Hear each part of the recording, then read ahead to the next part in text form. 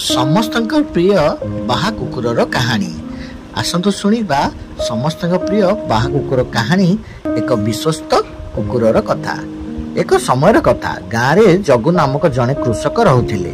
ତାଙ୍କ ଘରେ ବାହା ନାମକ ଗୋଟେ କୁକୁର ରହୁଥିଲା। ବାହା ହେଉଛି ଜଗୁଙ୍କର ପରମ ବିଶ୍ୱାସୀ ମିତ୍ର। ସେ ସମ୍ପୂର୍ଣ୍ଣ ଘର ରକ୍ଷା କରିବା ସହ ଜଗୁଙ୍କ ଫସଲ ମଧ୍ୟ ରକ୍ଷା କରୁଥିଲା। ଜଗୁ ବହୁତ ବିଶ୍ୱାସ କରୁଥିଲା, ବାହା ଯେଉଁଠି ରହେ ସେଇଠି କାହାରି ହାନି ହେବାକୁ ଦିଏ ନାହିଁ। ଦିନ ଗଲା, ରାତି ବିତିଲା। ଦିନକର କଥା, ଗାଁରେ ଏକ ଦୁଷ୍ଟ ବ୍ୟକ୍ତି ଚାଷୀମାନଙ୍କର ଧାନ ଚୋରି କରୁଥିଲା।